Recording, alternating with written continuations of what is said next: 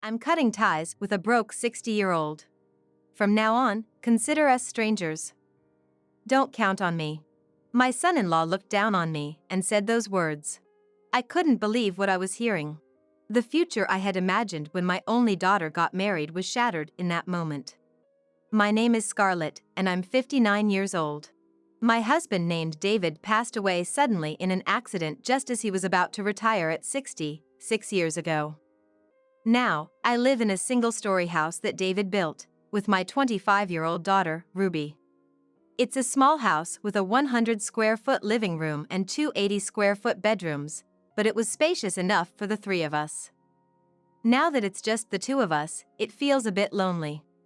We have a small yard, but Ruby uses it as her parking space. Ruby, who got her certification from beauty school and works as a nail technician, just fulfilled her dream of opening her own shop last year. I'm forever grateful to David, who provided for us and supported her dreams. Growing up in a poor family, I decided to drop out of school and work to support my three younger siblings. Luckily, I got a live-in job at a local hotel. I started as a helper, learned the ropes, and worked as an employee. When I was 25, I was introduced to David, a regular customer's son who was 8 years older than me. I was immediately drawn to his kind and sincere nature, and we got married. David worked at a steel mill and had an irregular schedule with night shifts, so after our marriage, I quit my hotel job and became a homemaker. I developed an interest in cooking while preparing daily meals, and with David's support, I went to school and got a chef's license. I was happy to do anything to support him. When Ruby was born and childcare settled down, I started a blog, posting homemade meals and packed lunches. I also jumped on the Instagram trend and continue it as a hobby. Now, 5 years have been passed since David had passed away. I'm excitedly working on a plan before turning 60. One day, Ruby asked me to meet her boyfriend, so we made plans for dinner. When I arrived at the restaurant with her, a good physique man in a crisp suit was waiting. Nice to meet you. I'm Christopher and I'm dating Ruby. Christopher is a real estate agent at his father's company. He helped Ruby when she was looking for her shop. They told me they were thinking of getting married soon. Seeing how kind and considerate he was to Ruby and how happy she looked, I was genuinely happy for my daughter's upcoming marriage. Please take good care of Ruby. Later, during a family meeting, they decided to get their marriage certificate first and have the wedding next year due to preparations. Time flew by, and Ruby married Christopher and moved to their new condo. With Ruby gone, the house filled with memories of our family of three felt a bit lonely. I'm glad I've been preparing for turning 60. Please look forward to it. I whispered to David's photo and prayed. Just then, my phone rang. Hello, Mom? How are you doing? Hearing Ruby's cheerful voice, I couldn't help but smile. Oh, I'm doing well. It sounds like you're doing great too. Your 60th birthday is coming up, right? Let's have dinner together to celebrate. Christopher has reserved a wonderful place for us. Really? I'm looking forward to it. Thank you so much. After hanging up, I turned to David's photo, prayed, and spoke to him in my heart. I'm so blessed to have our daughter and her husband celebrate my birthday. It wasn't that I was alone after Ruby got married. I gained another family member in Christopher. I daydreamed about the day I'd be called Grandma when they have children. On my birthday, Rudy led me to a restaurant. It was a famous upscale French restaurant I recognized. In a private room, Christopher, who had arrived earlier, was waiting. Happy 60th birthday, Scarlett. Thank you. Celebrating here is truly special.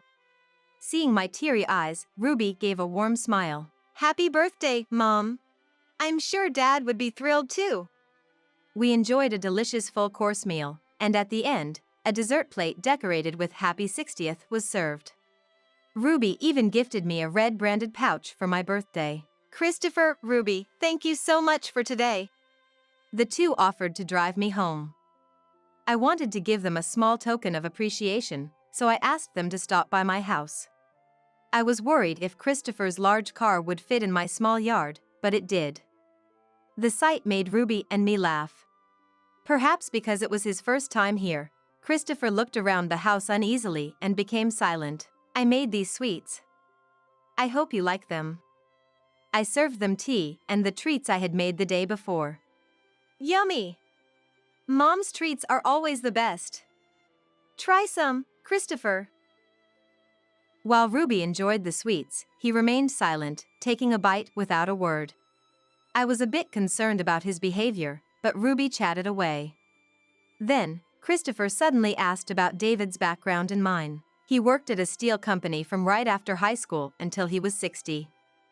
He was a hardworking and sincere man. I dropped out of school and worked at a hotel, but after getting married, I became a homemaker. I got really into cooking and started posting my dishes and sweets on a blog and Instagram. Have you always lived in this house? Yes, he built it for us before Ruby was born. We had trouble conceiving, and he told me that no matter what, this would always be our home. I see. Christopher seemed deep in thought as he listened. I'll come over next time to taste your home-cooked meals. Of course, you're always welcome. I waved goodbye as they left. As I started cleaning up, the doorbell rang. Opening the door, I found Christopher standing alone. Oh, did you forget something? Christopher stepped in, looking down at me with a stern gaze. There's something I forgot to tell you. What is it? I was completely fooled because we always met outside. Fooled. I had no idea what he was talking about. I never imagined you lived in such a small house, struggling financially. Ruby has her own shop and car, and you always look well kept, so I never suspected. I was surprised you served cheap homemade treats when you invited me over. I tried to recall his odd behavior since he entered the house. If that's how you entertain guests, we could have just gone to a diner instead of an upscale restaurant today. It would have suited your taste better. I'm sorry I tried to match your level without knowing you were poor. You haven't heard anything from Ruby?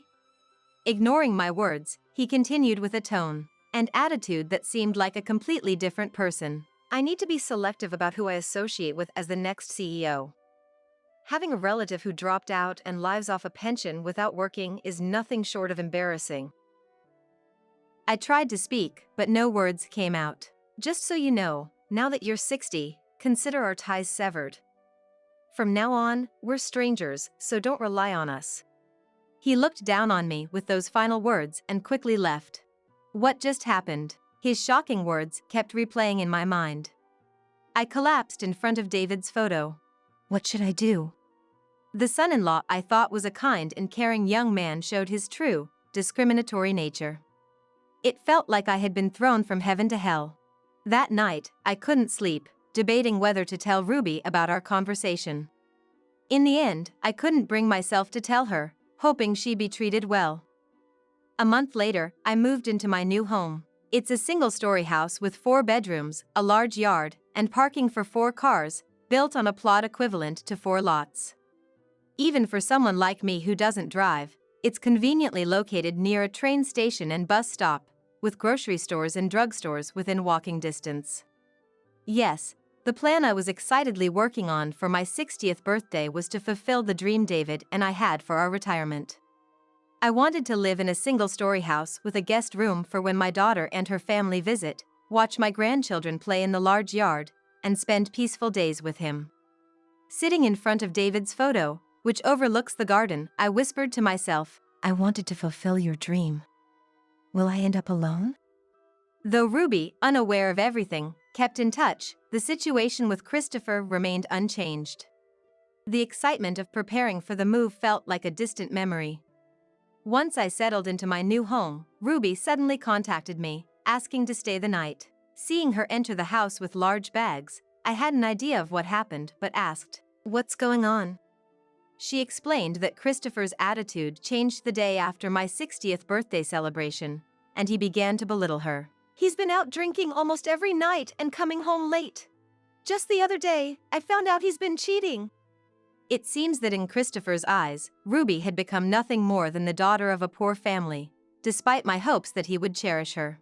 A few days later, Christopher visited our old house, found it empty, and contacted Ruby to ask where we were. She hesitated, glancing at me, but I nodded, signaling her to give him our new address. As soon as he entered our house, he confronted Ruby. "Whose house is this? Have you been cheating on me too?" "This is my house." Seeing me standing behind her, he looked momentarily surprised. We couldn't just stand and chat, so I led them to the living room and served tea. And high-end chocolates, not homemade treats. Seeing the chocolates, Christopher scoffed. "Trying to show off when you're poor will only make your life harder. You must have stretched your budget thin to afford this house." Wasn't he here to apologize to Ruby? As I remained silent, Ruby, usually calm and cheerful, glared at him. "Stop making assumptions about my mother when you know nothing about her. I know she lived in a shabby, cramped house until recently. Your dad worked in a factory and probably didn't earn much. And she, a dropout, just played around making food, right?" It seemed he looked down on us, even in front of Ruby. She began to explain calmly. "My mother started cooking to support my father. Her blog, where she posted her recipes, became popular, leading her to publish several books and even supervise kitchenware production. She's a renowned culinary expert with various certifications." He looked at me, his eyes wide in disbelief. "Mom never showed her face in the media to ensure our family's privacy. Still, even after retiring from her culinary career, she has tens of thousands of followers on her hobbyist social media. To think you called her cooking just a hobby. Well, she just got lucky and became a topic of discussion. After all, she's just an ordinary person with a husband who had a low-paying factory job." I couldn't let his last comment slide. "I don't care what you say about me, but I won't let you insult my husband who worked hard for our family. He worked at a major steel factory and became a factory manager in his 40s. His annual salary exceeded $100,000, and we lived comfortably." $100,000. He looked back and forth between Ruby and me, disbelief evident on his face. Ruby nonchalantly sipped her tea. "I was told by my husband to spend my earnings however I wanted, but I saved everything. After he passed away shortly after retiring, his untouched retirement funds and even the insurance payout were left." "Why did you live in that old house for so long then?" He seemed genuinely puzzled. "That house was a special place he built for me. It's filled with memories and sentiments that money can't buy." Ruby, who had been listening quietly, finally spoke up. "My parents never splurged on themselves. But they made sure I had a variety of experiences. They covered my tuition, extracurricular activities, and even taught me table manners during our annual trips and restaurant visits." "You mean like at a diner, right?" Ruby, clearly annoyed by his condescending tone, let out an exaggerated sigh. "Actually, the restaurant we celebrated my mom's 60th birthday at is the same place where the three of us dined for my dad's 60th. That's the kind of restaurant I'm talking about." The reason I almost cried when we went to that restaurant was because Ruby chose a place filled with memories with David. "But you were looking for a cheap rental for your nail salon, right?" "Yes, because the nail salon is my dream. I wanted to achieve it on my own, without relying on my parents. That's all there is to it. The only luxury I had was the car my dad bought me as a graduation gift." Christopher, who thought he knew everything, instead of apologizing, accused Ruby as she finished her tea. "Why did you hide such important information?" "Why does my parents' wealth have anything to do with marrying me? I knew my mom never bragged, so I showed you her social media. You would have seen she's a renowned chef. I didn't hide anything." Christopher was at a loss for words, glancing at me for support, but I pretended not to notice. Then, he suddenly changed his tone and started making excuses. "I have a responsibility to choose who I date as the next CEO. How can I introduce someone from a poor background as my family? If you had told me everything from the start, I wouldn't have misunderstood or cheated. Ruby, I promise I won't cheat again. Please come back." Ruby chuckled. "That's funny. You are the one who cut ties with my mom." At her words, Christopher and I both looked at her in shock. Why would I go back to someone who looked down on our family, cut ties with my mom, and even cheated? "No." "Scarlett, I apologize for my misunderstanding." The sight of him, who had been so arrogant just moments ago, now expressing his apology was comical. I calmly told him, "You did cut ties with me. Remember telling me we're strangers now and not to rely on you? Don't worry, I have no intention of being your mother-in-law again." "No way!" He looked defeated, but I couldn't find the words to comfort him. "Please leave for today. Tell your parents the truth and get their approval for the divorce." With no room for argument against Ruby's firm stance, Christopher left. "Mom, I'm so sorry for all the pain I caused. It's all because I married him." Ruby, tears in her eyes, held my hand. I gently grasped her hand. "Don't worry about it. I'm so glad you're my daughter." Ruby had overheard our conversation that day. She knew I was keeping silent about cutting ties with Christopher for her sake. Seeing his attitude, she decided on a divorce and left the house. A few days later, his parents came to apologize with him in tow. Ruby and I knew it wasn't their fault, so we declined any compensation in the divorce proceedings and quickly finalized the divorce. Fortunately, we hadn't announced the wedding to our acquaintances since it was planned for a later date. "I'm home." "Hello, good to see you again." A year has passed since then, and Ruby brought home a man she recently started dating. "Well, it's been a while. Dinner's just ready, come on in." The man was Nicholas, Ruby's childhood friend whom I knew well. He had always been close to Ruby without any prejudice. When Ruby got divorced, he was there to listen and support her. Their unchanged bond and mutual trust warmed my heart. I sincerely hope for Ruby's happiness and want to watch over her from a distance. I married the man I deeply love, and finally we became a married couple that I've always dreamt of. And to top it all, we're even holding a wedding ceremony that I've always dreamt of. Being blessed by so many people and being able to marry the one I love. I was sure my parents in heaven would also be happy. That's what I thought. But I had no idea about the tragedy that was awaiting me. I will never forgive them for ruining everything. I am going to get back at them. My name is Mary. I got proposed to by Thomas, my boyfriend who's 2 years older, and got married at the age of 27. I lost my father when I was very young, and my mother passed away due to illness 2 years ago. Thomas was the one who supported me both physically and emotionally when I was at my lowest. We got married on the anniversary of our 2.5 years of dating and started a blissful newlywed life. Due to my husband's busy work schedule, we decided to have the wedding ceremony when things calmed down. On my husband's days off, we went to the wedding venue and started preparing for our wedding. We had the date of our ceremony fixed, and it was time to decide on our guests. I have an aunt and uncle who loved me like their real daughter in place of my deceased parents. After my father's death, they brought me lots of cooked meals since my mother was busy working all the time. They also kept me company when my mother was at work, so I wouldn't feel lonely. Moreover, when my mother fell sick, they shared all her chores so that I wouldn't have to carry the burden all by myself. Even when my mother's condition didn't improve and I was down, "It's okay. Your mother is definitely going to get better, so Mary, you also believe and wait for her, okay?" My aunt would encourage me gently. No matter how tough or painful things got, I was able to overcome them because I had my aunt and my uncle by my side. That's why I wanted them to sit in the seats designated for family on the bride's side. To convey this, I visited my aunt and uncle's house after a long time.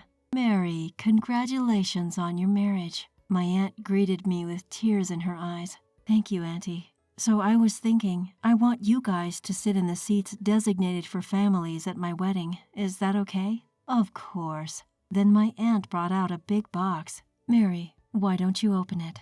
Prompted by my aunt, I opened the box in front of me. Inside was a pure white wedding dress. The dress, made of beautiful silk fabric, had a good balance of elegance and cuteness. The décolletage was decorated with vibrant lace. The silhouette was cleverly designed to form a beautiful A-line, and cute flower embroideries were done on the hem. The size was smaller than usual, and it was clear that it was made just for me. I loved the wedding dress at first sight. Huh? Why this? Well, your mother, my sister, she made it. What? Mom did? That wedding dress was handmade by my mother. Despite battling illness, she tirelessly stitched it together day after day, custom fit for my petite frame. She asked my aunt, "If Mary ever gets married, please give her this. This is a creation filled with all the love your mother could muster in her final days. Mary dear, you must wear this dress at your wedding. Your mother would be so pleased," said my aunt, her eyes brimming with tears and a tender smile on her face. Her heartfelt sentiment moved me to tears. "Thank you, Auntie.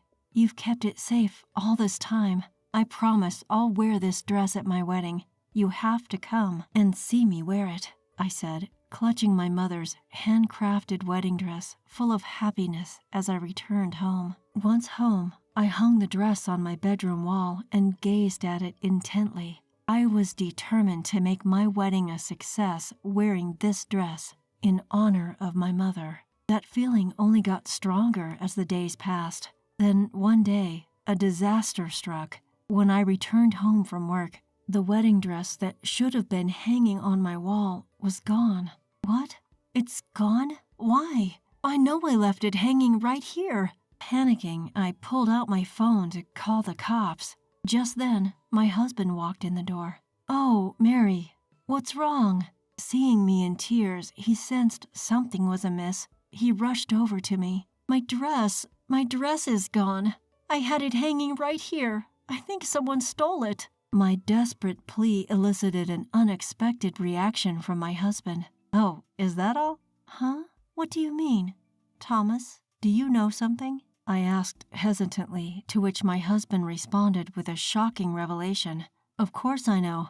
My sister said she's getting married soon and wanted to borrow your dress." "Huh?" Yes, my husband just went ahead and lent my wedding dress to his sister without even asking me. Apparently, when he casually mentioned the dress to her, she asked if she could borrow it, and he readily agreed. That's why she came over to pick it up. She used the spare key from our mailbox. He gave my dress to his sister without my permission. I can't believe this. What the hell? As I raged at my husband, he waved his hands dismissively as if it were no big deal. Our wedding is still a while away, so it's not a problem, right? Besides, my sister was thrilled. She's broke and was happy that she wouldn't have to pay for a dress. Happy that she wouldn't have to pay for a dress. I never gave permission for any of this. I was livid at my husband's blatant disregard for my feelings. That dress was handmade by my mother specifically for me. Didn't I tell you that, Thomas? It's tailored perfectly to my size. Why would you lend it out without asking me first? Calm down. It's not like it's a one-time use thing. You can still wear it, so what's the issue? What's the issue? It's obvious, isn't it? Why would your sister wear my dress before I do?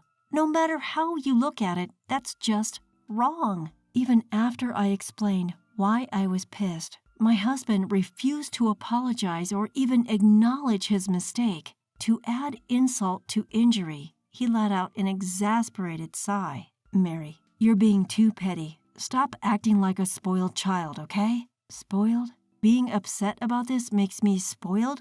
It's something my mother made for me, so it makes no sense for my sister-in-law to be wearing it before me. I'd reached my limits with his irresponsible comments that disregarded my feelings completely. "I'm going to your parents' house tomorrow to get the wedding dress back from your sister." "Huh? Tomorrow is the day my sister's fiancé and his parents are coming to visit our parents' house. Don't interrupt them." Interrupt? You got some nerve. Let me be clear. No matter what anyone says, I have no intention of letting your sister wear that dress. The next day, I took a day off of work to go see my sister-in-law. When I arrived at my in-laws' house, I could hear lively voices from the open front door. As I secretly stepped in and listened, Wow, you made this dress yourself? That's amazing, Cynthia. A man's voice, whom I did not know, echoed in the house. Cynthia was my sister-in-law. Cynthia, who was praised, responded in a humble tone. Oh, it's nothing like that. She was flaunting my mother's handcrafted wedding dress to her fiancé and his parents. It took me quite some time, but I really wanted to bring my dream dress to life and have a good wedding, so I ended up making it myself. At that moment, something inside me crumbled with a sound. Her dream dress? What a joke. That's something my mother made with love, just for me. Before I even realized I was already walking towards them, I walked straight through the entrance and seized the wedding dress from my sister-in-law. Then I shouted, "This is mine!" in front of everyone. Everyone present looked at me with surprised expressions. Whoa, Mary, what's happening all of a sudden? My father-in-law asked me in a flustered manner. Ignoring him, I stared sternly at my sister-in-law and revealed the truth to everyone. This dress is something my mother made for me. Your daughter stole it from my room without my permission. What? What? Everyone present was taken aback, their eyes wide with shock, except for my sister-in-law, who turned pale. Hey, Cynthia, don't tell me that's true. As she was questioned by her fiancé, my sister-in-law desperately tried to resist. No, it's not like that. This is really something I made by myself. Realizing that the talk was going nowhere, I decided to question Cynthia. Why don't you try it on then? Since my mother made it to fit my size, I don't think it will fit you. Yes, my sister-in-law is taller and more toned than I am. There's no way she could pull off this dress, which was made to fit my petite frame. Hey, what are you doing? Finally, my husband appeared. My sister-in-law must have called him. His face was beet red with anger. Mary, what the heck are you doing? Are you trying to ruin my sister's wedding? What are you talking about? If anything, I'm the one who's about to have their wedding ruined. I retorted to my husband, and yet again, he started to blurt out something outrageous. Shut up. We canceled our wedding. So give that dress to my sister. Huh? Canceled? That's right. We canceled it. My husband insisted, pressing his point. My sister said she was strapped for cash, so we gave her the $50,000 we saved for our wedding as a gift. Since we aren't holding the wedding anymore, we don't need that dress, right? You let someone borrow my dress without asking, then canceled our wedding and also gave away the $50,000 we saved up. Are you out of your mind? So to him, our marriage was just something of that little importance. I could feel myself falling out of love with my husband. As I fell silent, my husband, misunderstanding that he'd won the argument, opened his mouth again. Now you give that dress back to my sister right away. You have no objections about the cancellation, do you? Fine. Let's get a divorce then. Huh? At my immediate reply, my husband let out a dumbfounded voice. Did you hear me? I said divorce. I don't want to be with someone like you who can trample on people's feelings without a second thought. Hey, wait a minute. Why do we have to get a divorce? That's ridiculous, isn't it? My husband started panicking, flustered. Any sane person would have seen this coming. He's just insane. Well, that settles it. As I tried to leave the place, holding the dress. Hold on a minute. My sister-in-law grabbed the end of the dress with all her might. The dress tore in the process, becoming a pitiful sight. Looking at it, my sister-in-law and husband burst out laughing as if they couldn't contain themselves. Serves you right. This is what happens when you mess with my sister. Yeah, really. If you just quietly lent me the dress, none of this would have happened. You brought this upon yourself, Mary. Tears welled up in my eyes, mixed with anger. My wedding being canceled was fine, but I wanted to keep this dress safe with me for my entire life. And now, because of these worthless people, just then, my sister-in-law's fiancé stood up and slowly muttered, "Guess we're done too." Huh? Everyone was taken aback. Wait, you're joking, right? You're calling off our engagement? Why? In response to my sister-in-law's plea, her fiancé glared at her with a fierce look. Why? It's obvious, isn't it? There's no way I could marry someone who can do nasty things like this with no hesitation. No way. Even his parents seemed to feel the same way, showing quiet anger towards my sister-in-law's actions. Well, no more talk of marriage then. My fiancé and his parents were about to leave. Just then, my sister-in-law burst in frantically, yelling, "Wait a minute. It's absurd to call off the engagement over something like this. Right, Mom and Dad? You guys think so too, don't you?" Despite her pleas to her parents, it was too late. Wait, Dad? Mom, why are you glaring at me? Her father then shouted at her with full force, "Get out, you disgrace." Even my usual strong-willed sister-in-law started sobbing due to this overwhelming force. "You guys are so cruel. This is too much." "Stop crying. I don't remember raising a jackass like you. I'm not claiming you, someone who can be this dismissive of others' feelings, as our daughter. But, upon seeing his sister crumbling in tears, my husband stepped in to intervene. "Dad, Mom, calm down. You don't have to blame my sister this much. You too, Thomas." "What? You're no better. How dare you disregard Mary's feelings? Leave this house with Cynthia, you foolish son." Probably never anticipating that he too would be disowned, my husband stood there, mouth agape. Then my mother-in-law came over to me, bowing her head in apology. "I'm so sorry, Mary. We were told that the dress was handmade by our daughter, and we just believed it. No, it's okay, but I can't continue living with Thomas anymore." "That's okay. It's our daughter's fault.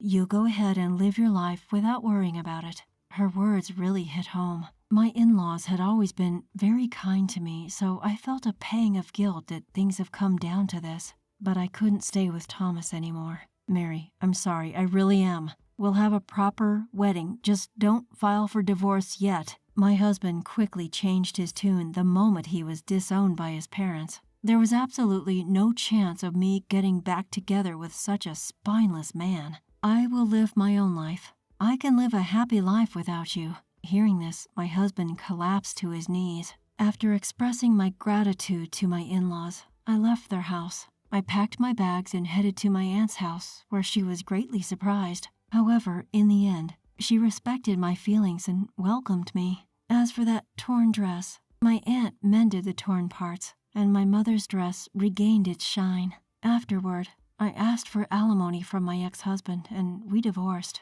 He had been secretly handing the wedding funds to my sister-in-law, so I was able to get a little more alimony. It seems that my husband and sister-in-law have been disowned by their parents, and now they are living together in the house we once shared. My sister-in-law, who had intended to become a housewife after marriage, had already quit her job and was now unemployed. Now my husband was single-handedly covering both of their living expenses. Next time, if I ever get another opportunity to marry someone, I want to make sure to thoroughly assess my partner, and then I will have a wonderful wedding. Of course, wearing my mother's handmade wedding dress. My name is Emily, and I work as a corporate employee. Living with me is my husband of the same age, Michael, and our 5-year-old son, Ethan. Michael and I met at a group date organized by a friend. Impressed by his straightforward character and persistent courtship, I felt safe and decided to marry him. In our early days of marriage, Michael was proactive with household chores, and I felt deeply cared for. I sincerely believed marrying Michael was the right choice. However, the days of bliss were to crumble sooner than expected. 2 years into our marriage, we were blessed with a new life. Michael shared in my joy, and I was convinced our happiness would only multiply from there. But reality had a different script. As my belly grew, I noticed a cold shift in Michael's attitude. I didn't push the issue, thinking he might be feeling the pressure of impending fatherhood. I thought his perspective would change once he saw our child. Yet, when Ethan was born, Michael's attitude changed further, and not for the better. Despite my exhausted state after childbirth, desperately trying to care for our newborn, he offered no help. His annoyance with Ethan's night cries led him to sleeping in another room more often than not. I took a year-long parental leave and returned to work, but without Michael's help, the daily grind of childcare and work was draining me. Worse, Michael's return home got increasingly later. Being a full-timer myself, I wanted to share house chores and childcare responsibilities with him. But Michael seldom came home early, shattering my hopes. I'm overwhelmed doing everything by myself. Can't you come home a bit earlier? I'm working long hours for Ethan's sake. If you're not happy, why not work shorter hours? No matter how much I talked, he disregarded my pleas, suggesting that I should work less. If we could live on Michael's income alone, the story would be different. But that's not enough. That's why I resumed work just a year later.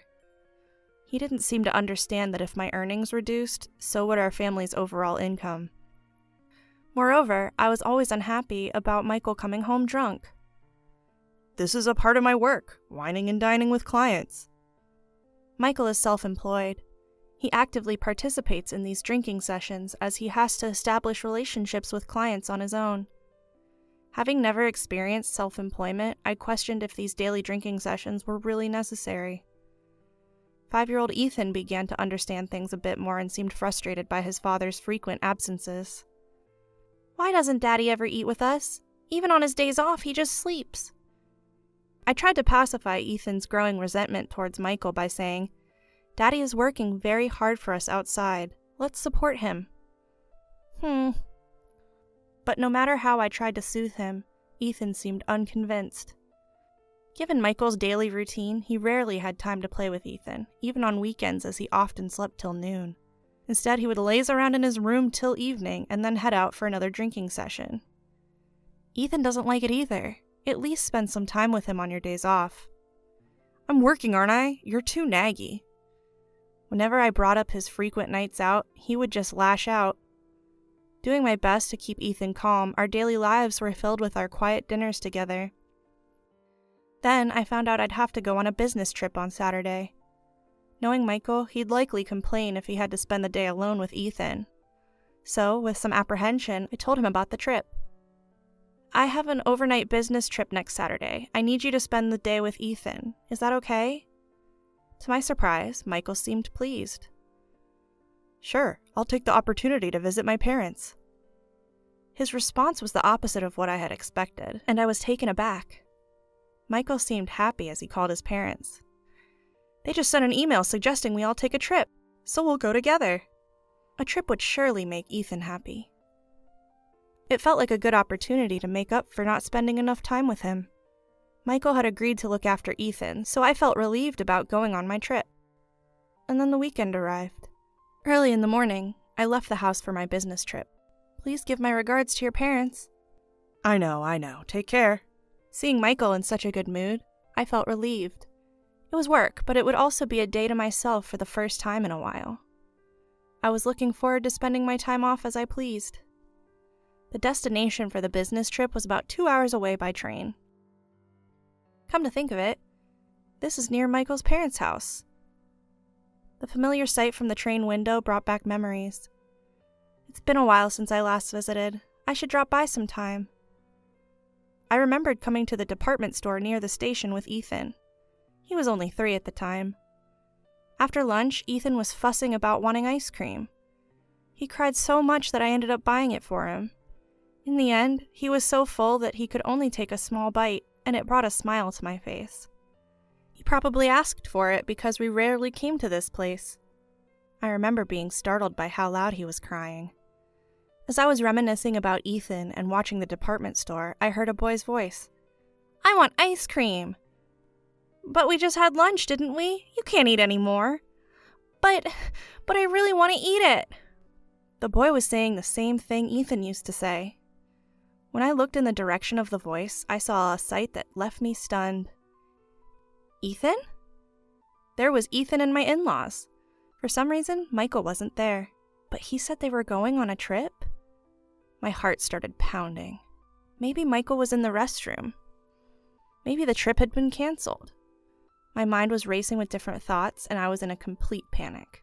Not understanding what was happening, I decided to call Michael to confirm his whereabouts. Hello, where are you now? Eh? We're at a hot spring with my parents.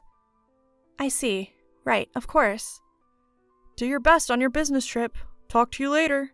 With that, he hung up. As I listened to the end of the call, I was left in utter disbelief.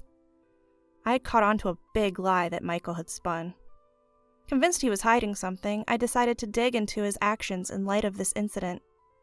On Sunday evening, I made sure not to ask about how Michael and Ethan spent their day even after I came home. It was unnaturally quiet, Ethan not sharing anything about his weekend. Feeling a clear sense of unease, I resolved to gather evidence. The following day, Michael went to a social gathering after work as usual. He seemed heavily drunk that day, falling asleep on the living room couch as soon as he got home. Ugh, what a nuisance. I couldn't help but sigh at the sight of Michael, more inebriated than usual. Doing housework while looking at a drunken Michael was not a pleasant experience. After finishing all the chores, and just as I was about to leave Michael on the couch and head to bed, his mobile phone chimed. Seeing it as an opportunity, I peeked at his mobile phone to find a message on display. I gently picked it up, careful not to wake Michael. With a mix of anticipation and dread, I checked the screen. "Thanks for today. Can't wait to see you again." The moment I saw that message, my suspicions turned into conviction. Touching the screen of Michael's mobile phone, it opened easily. Recklessly, he had not set a lock on it. With trembling hands, I went through all the message history. The content was unbelievable. It made me feel dizzy.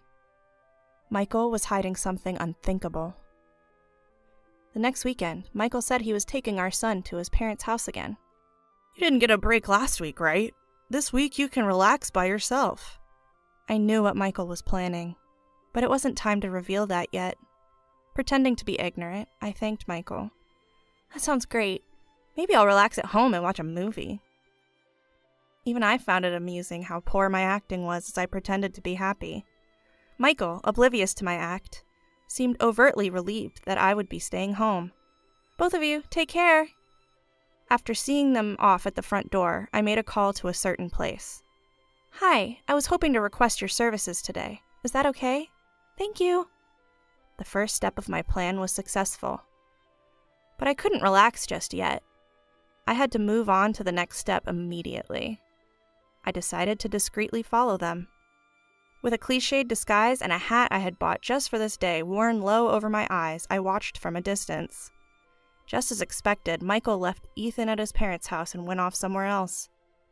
Since I had already anticipated Michael's next moves, all I needed now was to gather the evidence. As my gaze shifted towards Ethan, I saw a lonely expression on his face. Seeing that face pained me. I couldn't stand letting Michael make Ethan feel this way without some sort of payback. I turned away from my in-laws' house and followed Michael to a cafe, his rendezvous point. "Oh, there you are. Sorry for the wait." A young woman arrived. Arm in arm, Michael and the woman disappeared into a nearby hotel. Without hesitation, I snap a picture. I never imagined I'd get such compelling evidence so easily. I felt deeply disappointed in Michael's foolish actions. After just a few minutes, I called Michael, figuring he just entered the room. "Hello? What are you up to?" "I'm at my parents' place. Why do you ask?" Michael responded, his voice obviously flustered. "I thought you could do some shopping on your way home." With my cheerful response, his voice brightened as if relieved. "Oh, is that all? Sure, I can do the shopping, but my parents asked me to stay the night. I thought I might." "Well, that's okay. I can do the shopping myself." Once again, Michael was planning to leave Ethan at his parents'. I felt a rush of anger, wondering whether he lacked awareness as a father. I worked hard to hide these emotions. I no longer had any feelings of love for Michael, who continued to lie. After hanging up the phone, I decided to pick up Ethan, who was likely feeling lonely. "Hello, I've come to pick up Ethan." Arriving at my in-laws' place, they seemed puzzled. "We thought Michael and you were both busy today. Is everything okay?" "I don't have any plans." They seemed even more confused when I responded. "Mom, you wouldn't believe this. Dad said he would play with me, but he left me alone. This is the second time. I hate Dad." Hearing my voice, Ethan ran up to me, his face a mix of anger and sadness. "I'm sorry, honey. Let's go home and play together." "Yay! Let me get my things!" After confirming Ethan had gone inside to collect his things, I revealed the truth to my in-laws. "I have no idea what you're talking about." Simply put, Michael is cheating. I saw him entering a hotel. When I showed them the pictures, their faces turned pale. "What? That guy?" "Michael has been going to a bar after work and is involved with a woman there. I've confirmed their message exchanges." "Mom, I'm ready to go." Ethan's arrival cut our conversation short. I'll send the details via email. I don't want to discuss this in front of Ethan. All right, we understand. Leaving them with that, I headed home. The woman Michael was cheating with was a bar staff named Olivia. I gathered this from their message exchanges. However, Olivia seemed to be unaware of the affair. Why? Because she believed Michael was single. Michael had hidden the fact that he had a wife and child. From their messages, it appeared Olivia contacted him for business purposes, but Michael was under the impression that spending money would escalate their relationship. Most likely, young Olivia was blinded by the money. Believing Michael was single, she repeatedly met him. I decided it was impossible to continue living with Michael. Before I started tailing him, I had explained the situation to my parents and asked them to help me move out today. They were furious at Michael and readily agreed to support me. Ethan, what do you think about us living at Grandma's place starting today? Sure, sounds good. Ethan was so engrossed in his game, I wasn't even sure he was listening to me. I realized I would have to explain things to him properly. Welcome back. What a rough day for you. We've moved your stuff into your room. Upon arriving at my parents' house, my in-laws welcomed us with warm smiles. Ethan, we made hamburgers for dinner. Yay! I love Grandma's hamburgers! Ethan seemed delighted at the prospect of his favorite food, which put my mind at ease. We used to visit my parents' house frequently, since it was close to our home. Ethan, being fond of his grandparents, didn't object to suddenly moving in. Our room was filled with countless boxes. Actually, ever since I realized Michael's infidelity, I had been gradually packing our belongings. Knowing that Michael was going to see Olivia that day, I hired movers to transport everything. Despite my initial apprehensions, the move was successful. I realized I would never return to that house again. As I was unpacking, I received a call from Michael. Emily, what's happening? He sounded panicked. Yes, what's the matter? So I got a call from my parents, and when I rushed to their house, Ethan wasn't there. It seems you might be under some misunderstanding. Oh, so it's a misunderstanding? Yes, it is. Even my parents are confused. They even scolded me. Interesting. Then, when I came home, all your and Ethan's stuff was gone. What's going on? It's exactly what it looks like. I can't live with you anymore. There's nothing more to discuss. Goodbye. I tried to maintain my composure as I hung up. It was too late for any explanations. Despite numerous attempts by Michael to contact me after that, I ignored him. Ethan, there's something we need to talk about. I knew I had to talk to Ethan properly about this. Daddy was friendly with another woman? You heard that? I knew that hearing this would be quite shocking for him. While I was trying to find the right words to comfort him, Ethan's reaction was surprisingly calm. I heard it. I don't want a dad like that. It's more fun being with Grandma and Grandpa. Ethan's feelings towards his father had already vanished. I consulted a lawyer about the next steps. Since I had substantial evidence, it seemed that pursuing a favorable divorce wouldn't be a problem. I had been obtaining evidence of the affair directly from Olivia. So, you're having an affair with my husband, aren't you?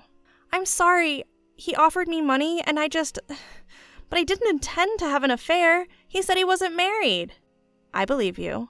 If you provide evidence of the affair, I won't claim compensation from you in the divorce proceedings. What will you do? All right, I'll tell you everything. Tearfully, Olivia spilled the beans. She must have been trying too hard to earn a living.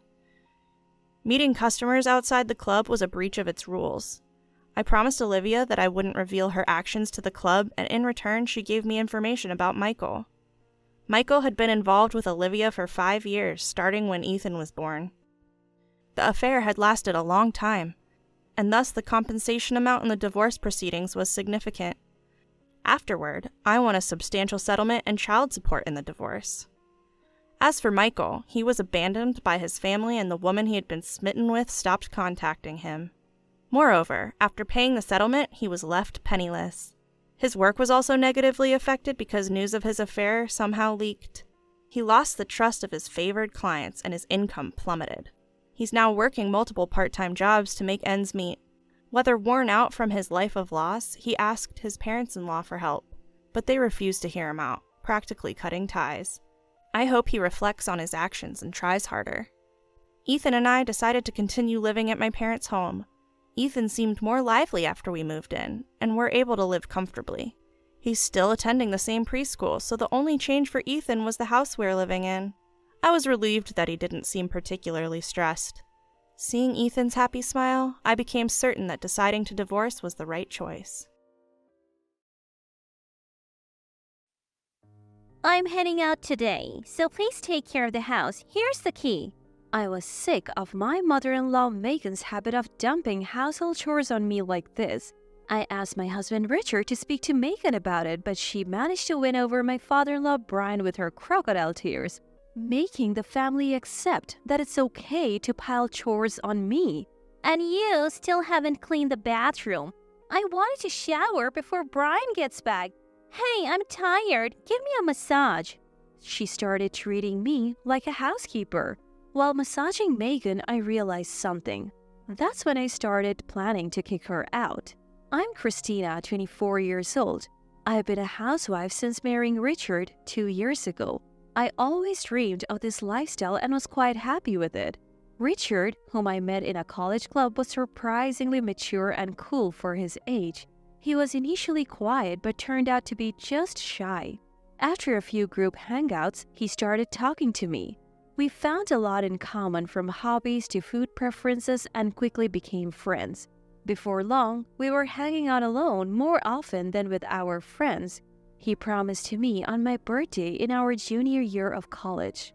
We were dining in a somewhat fancy restaurant when I mentioned, "I'm 21 now, I should start thinking about a job."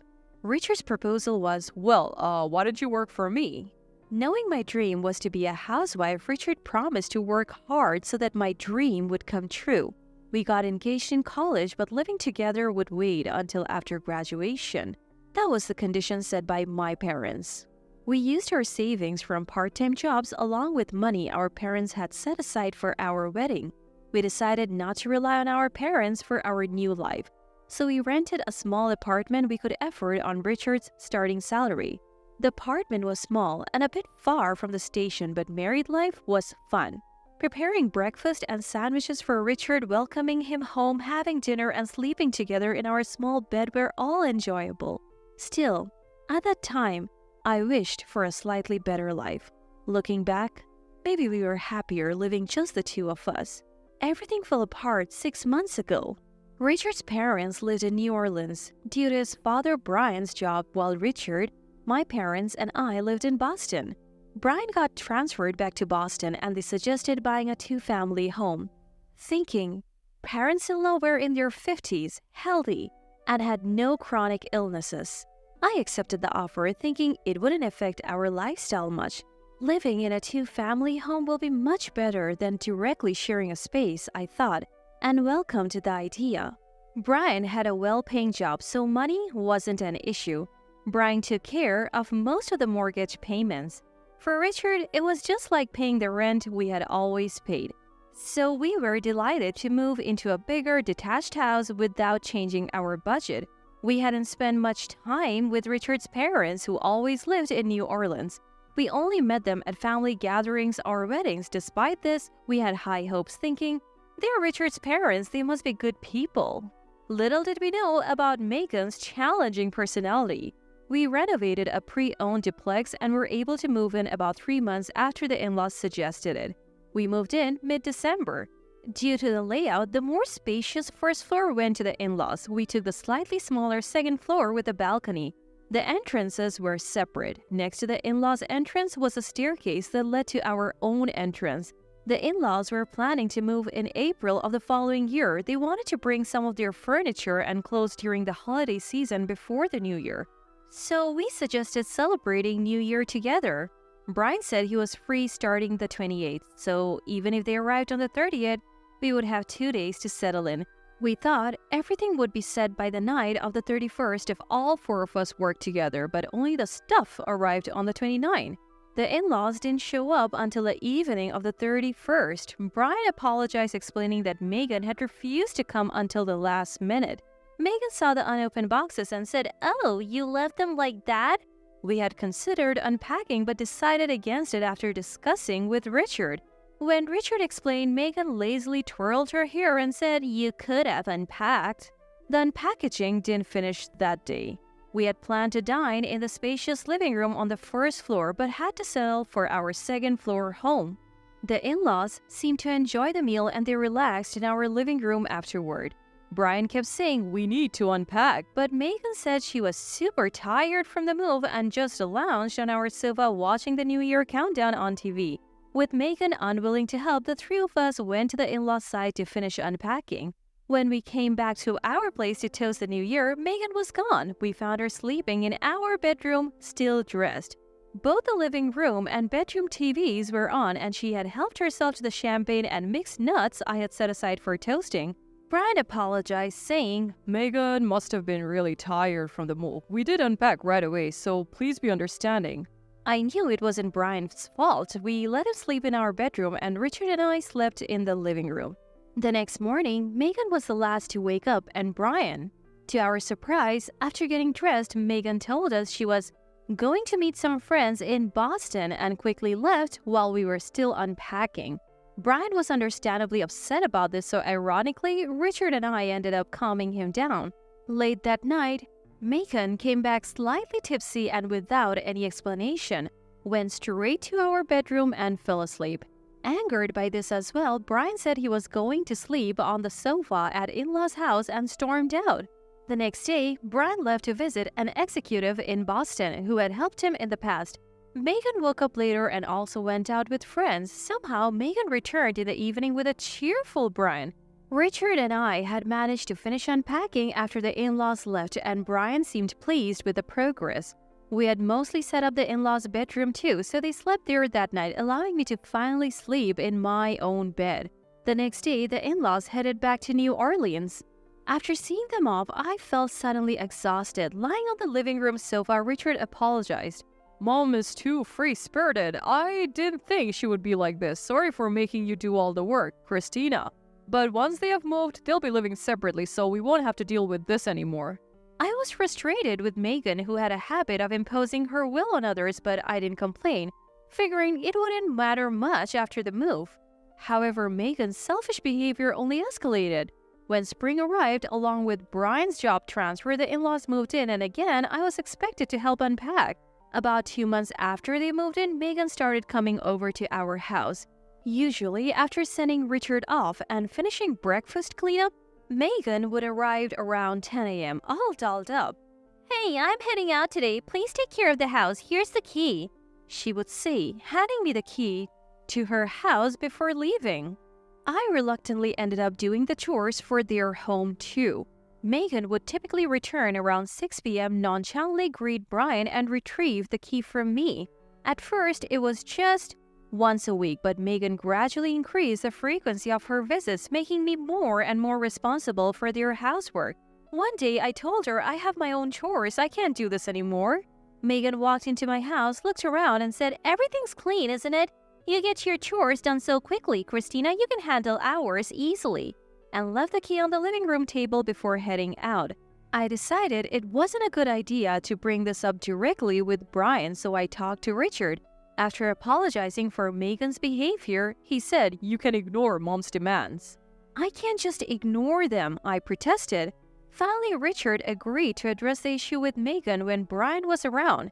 They planned to talk during a meal on Brian's day off. As usual, Megan pretended to be engrossed in the TV while I was cooking. In the presence of Brian, Megan acts as if she is doing normal housework.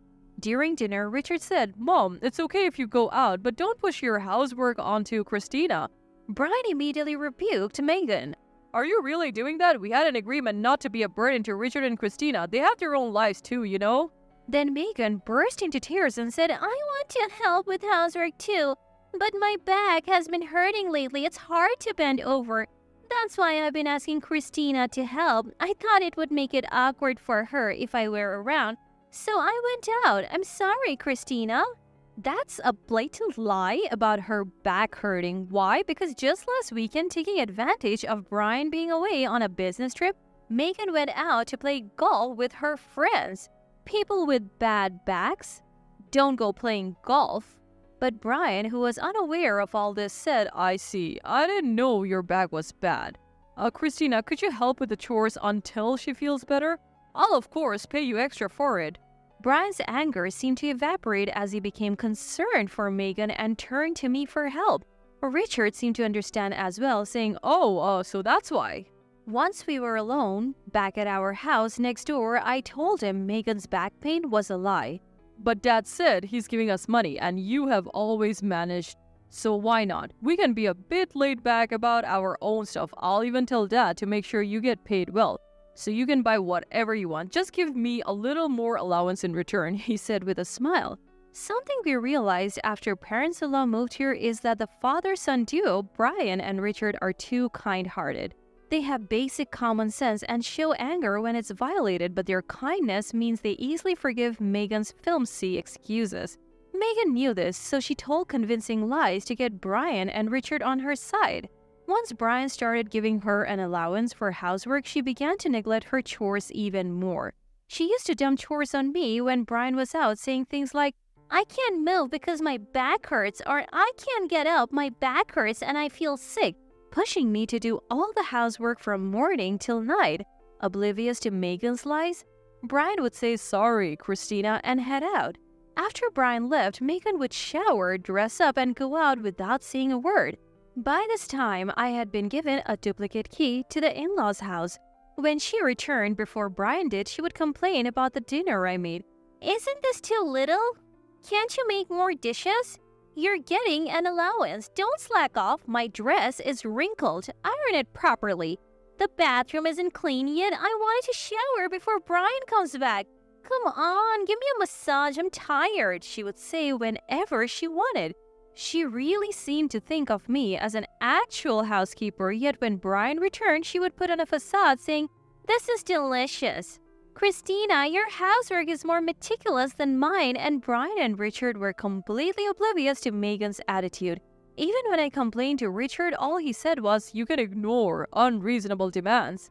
I had reached my breaking point with Megan. I thought the only way left was to secretly film Megan when Brian and Richard weren't around and show them the evidence.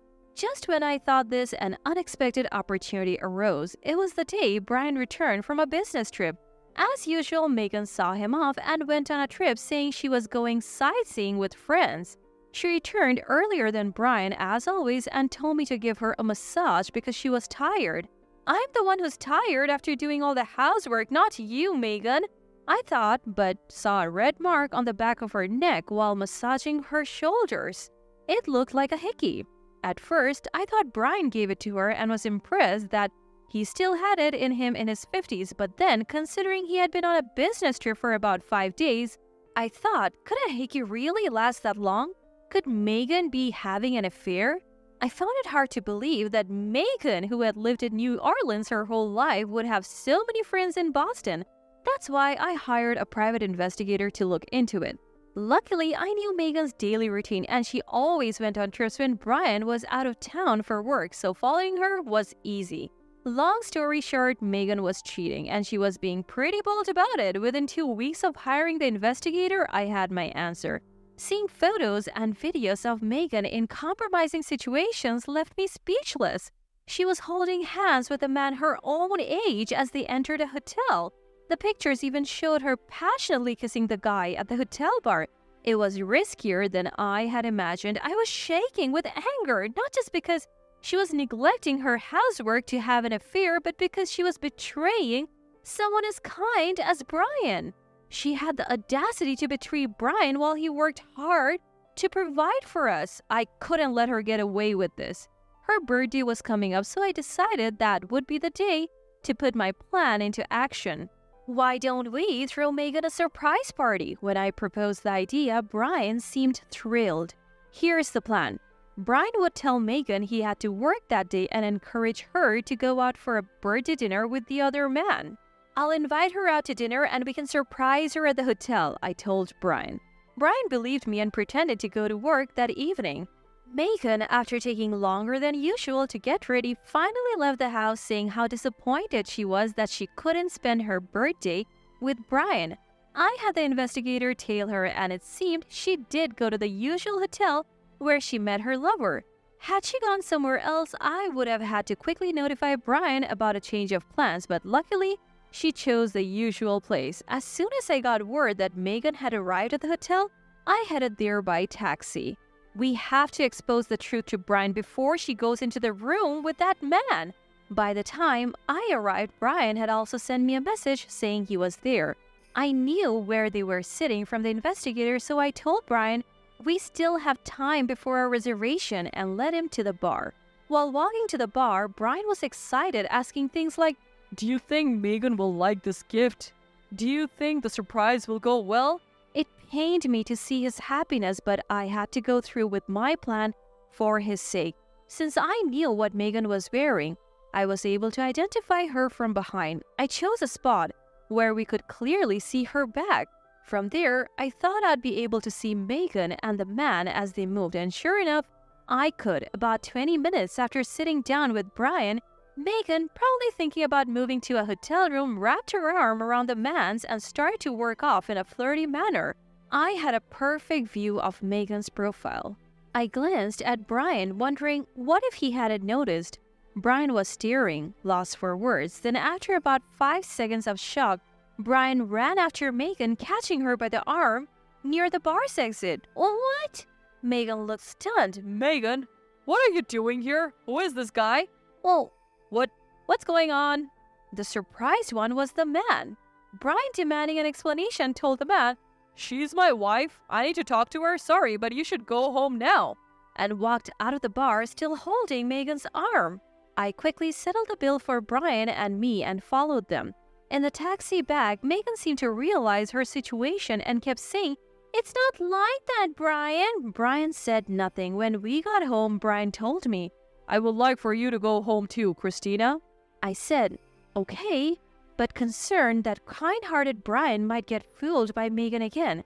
I discreetly went to the in-laws' house with incriminating photos and hid to observe their living room. What was that about? You're misunderstanding. Megan began making excuses to an angry Brian. I went out drinking because celebrating my birthday alone was boring. I had too much to drink and the guy next to me offered to help. He said he would walk me to a taxi because I was stumbling. Brian seemed close to being fooled by Megan's smooth excuses. I couldn't keep quiet. Bursting into the living room, I yelled, Don't be fooled, Brian. Megan is having an affair and it's not the first time she's met that man. What? Christina, don't say things you don't understand. Eavesdropping is the worst. Brian, look at this. I handed Brian the evidence photos. What's this bunch of papers? Megan, who had been confident, started to panic when she realized what was handed to Brian were photos. No, I didn't do it. These pictures are fake. Megan was yelling this, but Brian was quietly looking through the photos one by one. After seeing them all, he shouted, You're the worst, Megan. Do you even realize what you have done? I told you. It's not me. These pictures are photoshopped. Megan argued but started to cry at Brian's words. How could Christina Photoshop pictures of you with a guy you just met today? I was lonely. You're always busy with work. She tried to master her usual crocodile tears. Brian just silently stared at her. Just when it seemed like Brian might fall for Megan's act again, Richard, who had just come home from work, entered the living room. Oh, is Christina here? I came looking for her because she wasn't home. Wait, why is Mom crying? Wordlessly, Brian handed the photos to Richard. Megan tried to snatch them back, but Richard was quicker. What's this? As you can see, it looks like Megan has been having an affair. It's not what it looks like. The devil made me do it, Richard. You understand, right? As Megan tried to cling to Richard, he swatted her away. Don't touch me! Megan collapsed in exaggerated tears. Brian then said forcefully, Get out! I won't. Absolutely not. Please forgive me, okay? She repeated, but Brian ignored her. Megan must have realized that saying anything more was futile. She got up weakly and started packing her things. Finally, she yelled at Brian, Fine! He listens to me and only loves me. I'm happier with him. And stormed out of the house, but it seemed she couldn't get in touch with the other man. It seems like he thought Megan was single and vanished before getting slapped with alimony for the affair. Megan returned the next day and tearfully apologized to Brian, saying, "I'm sorry." This time, it wasn't her exaggerated sobbing ad. As she left the house, she seemed genuinely remorseful. Still, Brian didn't forgive Megan. He changed the locks on their house that same day and kicked her out for good. Half a year has passed since then, and my parents-in-law have divorced. Megan was adamant about not divorcing, saying things like, "I'll fight it in court." But since she was 100% at fault, she couldn't get a lawyer to take her case seriously, so they divorced. There was no alimony claim against Megan and likewise no division of property. Since I was the one who initiated their divorce indirectly, I apologized to Brian for it. He thanked me, saying, "I'm glad you told me. I didn't know she was that kind of woman. Thanks to you, Christina, I found out." When he found out I had used a private investigator, he asked, "Do you know who the guy is?"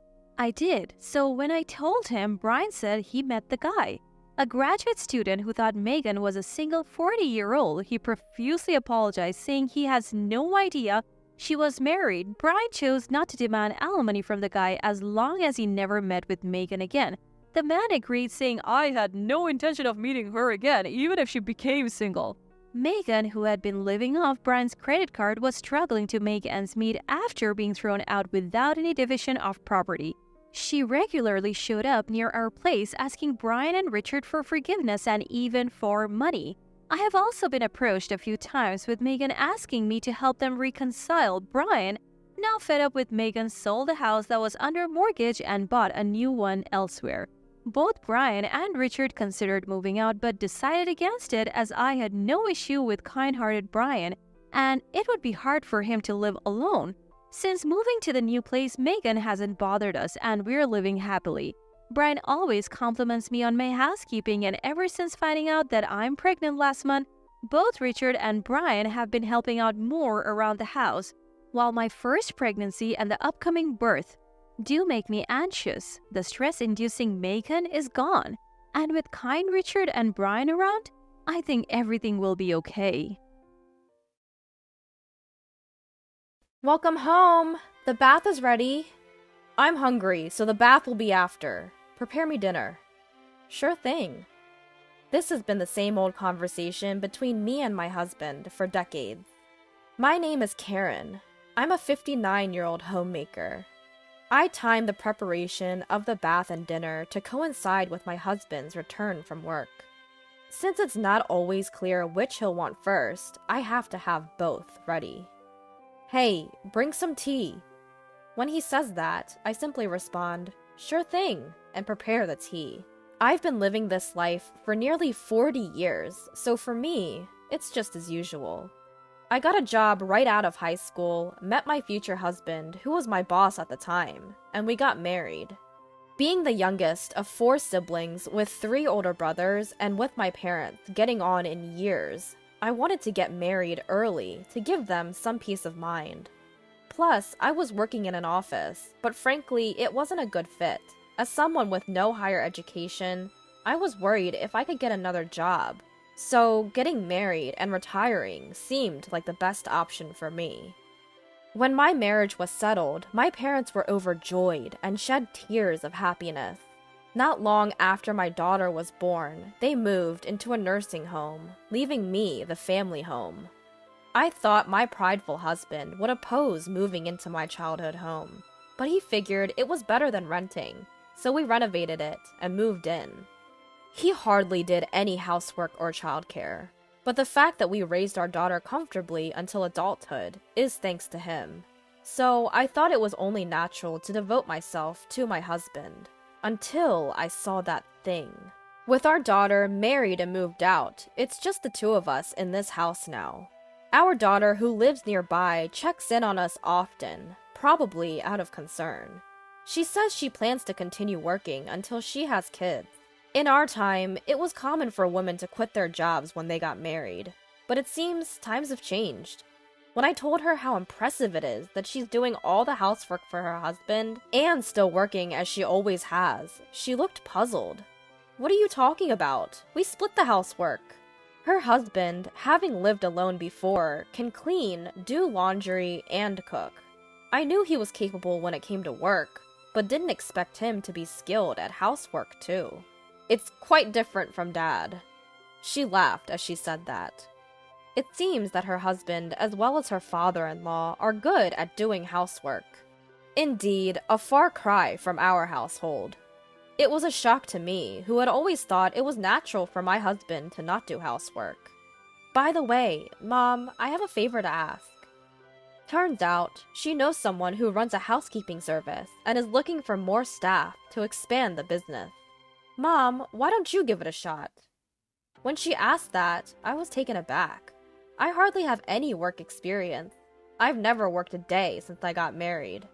Considering my age, I didn't think about working now, but when I heard that many people like me were working, I became a bit interested. Alright, I'll go and listen to the details next time. My daughter said that before she left. That night, when my husband came home, I told him about my daughter's visit and the home help service job. He looked at me incredulously and said, "You can't possibly go to work." After a pause, he added, "Karen, I have a business trip the day after tomorrow, so prepare my stuff." Another business trip? You've been having quite a few recently. Can't be helped, it's part of the job. In the past few years, my husband's business trips have become more frequent. He used to never go on them, but now it seems like he's gone at least once a month. And of course, I'm the one who prepares for his trips. I was also preparing for this trip, but due to the bad weather lately, the laundry didn't dry properly. I had forgotten to add one of his spare dress shirts. This had never happened before, and I thought it might be because I was getting old. But I couldn't embarrass my husband, and I thought I might still have time. So, I called my husband, who had already left home. I called his cell phone several times and even sent an email, but there was no response. Then, I realized that he had left his cell phone at home in the bedroom. My husband, who is not very interested in cell phones, occasionally forgets it when he goes to work. He doesn't seem to have much trouble because he doesn't go out much at work. But I suppose it's a different story when he's on a business trip. In a panic, I called his office. The person who answered was one of his subordinates. When I told him that my husband had forgotten something for his business trip and I needed to contact him, he said, "Business trip? Please wait a moment." Which made me wonder. Even though he's a direct subordinate, he doesn't know about his boss's business trip? As I was thinking this, I was told, "I'm sorry, he seems to have gone straight to his business trip destination without stopping by the office." I asked about my husband's business trip destination and his companion, but they said they couldn't disclose that information. I was told something about the company's confidentiality obligation, and I agreed to have them tell my husband about the forgotten item instead. After a while, I heard a car stopping outside, and the doorbell rang. It seemed that my husband had come back home because he had received a call from the office. I apologized to my husband and handed him his dress shirt and cell phone. When I saw my husband off outside, I saw a woman sitting in the driver's seat. I nodded slightly to her, but she ignored me. I watched my husband get into the car with a somewhat unpleasant feeling. My husband returned home 2 days later in the evening. As soon as he came back, he said, "Bath." But I hadn't started heating it yet. There was no notice of his return, so I had no idea when he would be back. Besides, it was earlier than his usual return time. Then my husband became grumpy and said, "Then let's eat first." So I quickly made dinner and served it. As I set the meal before my husband, I asked him, "How was your trip?" However, he barely responded. "You wouldn't understand even if I told you. You've never worked." Words that belittled me seemed to come naturally from his lips. I let out a sigh. Claiming fatigue, my husband finished his meal and went straight to the bath and then the bedroom. Remembering my daughter's conversation, I called her and said, "I want to hear more about the housekeeping service job." For the 40 years since I got married, all I did was household chores and child rearing, so even if I thought about working, I believed I wouldn't be able to do anything. But with a housekeeping job, I might be able to put the 40 years that seemed wasted to good use. With my daughter out of the house and my time alone at home increasing, I also wanted to have a bit more interaction with people. So I decided to give the housekeeping job a shot. My husband was against it, but I obtained his approval by ensuring that I wouldn't be out of the house when he's home and that I would continue to keep the house clean as usual. Once I started working, it felt refreshing to be able to earn money and receive appreciation for doing housework. My daughter used to thank me occasionally, but ever since it became just the two of us, my husband has never said a word of thanks. When he comes home, all he asks for is bath or dinner. And when he's relaxing, just tea. For the first time, I started to resent him. In the past, we used to have more conversations, but at some point, I realized deep down that I was being treated like a housemaid. Once I got used to the job, I was assigned a new client. A woman living alone, she seemed to be slightly younger than me.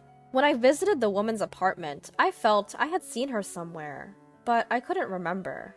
The woman left the house after giving me instructions, saying she had work to do. Her room was in chaos due to her busy schedule, so I started by tidying up. As I was cleaning, a photo caught my eye. I couldn't believe what I was seeing. The woman who had hired me was in the photo with my husband. That's when I realized that this woman was the driver when my husband had stopped by the house because he forgot something on his business trip. I couldn't take this photo home, so for now I decided to keep it to myself. With mixed feelings, I finished my job for the day. That night, as soon as my husband came home, he said, "I have a trip tomorrow, so hurry up and prepare for it." "Another trip?" I asked, to which my husband, who seemed grumpy, said, "I can't help it, it's my job. Unlike you, who just get paid for housework, I have a tough job." Is he so determined to look down on me? My resentment towards my husband grew. On the day my husband left for his trip, I steeled myself and entered his room. I had never imagined the day would come when I would suspect my husband of infidelity. And I guess my husband thought the same, because I found evidence of his infidelity quite easily. He had the same photo that I had seen in that woman's house. Inside his drawer, there were numerous photos, and I discovered letters from his mistress. Letters that read things like, "My wife is just a housekeeper. I'm so happy when you tell me you love me." Her name was on them. It confirmed his infidelity. I hastily consulted my daughter. Luckily, it was her day off, and she said she would come immediately. When I told her everything, my daughter was even angrier than me. "What do you want to do, Mom?" she asked. For the first time, I realized I had a choice. So I told my daughter that I wanted to get a divorce. Even though all I know is housekeeping, the fact that my husband called me a mere housekeeper ignited my anger more than it brought me sadness. I was betrayed by the husband I had devoted myself to. With that in mind, I wanted to be away from him as quickly as possible. My daughter offered that if I felt that way, I could move out and live with her. But I felt guilty about involving her husband, and above all, I own this house. I didn't want to leave my husband in this house. But I thought moving out might speed up the divorce, so I started to prepare to move and rent an apartment. My daughter found a lawyer, and I seriously started to take steps toward the divorce.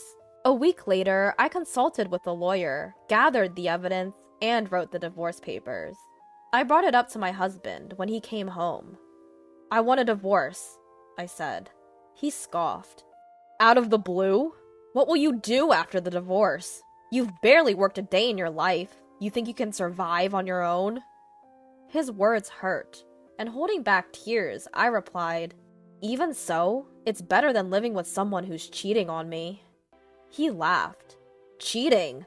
What are you talking about? That's not cheating. She's my lover. In other words, she's the main one and you're just the housekeeper. You didn't notice for over 10 years and now you suddenly care? If you hadn't noticed, you could have lived here without a care in the world as a housekeeper. What a pity." He didn't even deny the affair. Was he really this terrible of a person? When I presented him with the divorce papers, he snatched them, filled them out without hesitation, and shoved them back at me. I'm ready for a divorce anytime. I'll give you until tomorrow. If you're getting a divorce, leave this house, he said and went to the bathroom. The next morning, for the first time in decades, I broke my routine. I didn't prepare breakfast or lunch for my husband, nor did I wake him up. I left the house early in the morning. He usually wakes up at 7. I left before that and went to a local diner. How refreshing it was, taking breakfast in a sparsely populated diner. The scene before me was so extraordinary, it felt somewhat beautiful. After a while, my cell phone started ringing several times.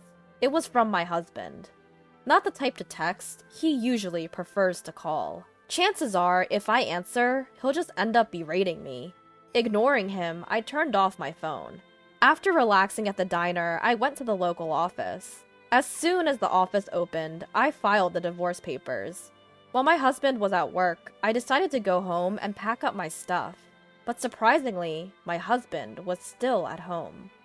Where the hell have you been? It's your fault I'm late. I can't go to work now, so I've said I gotta go to the hospital and take the day off.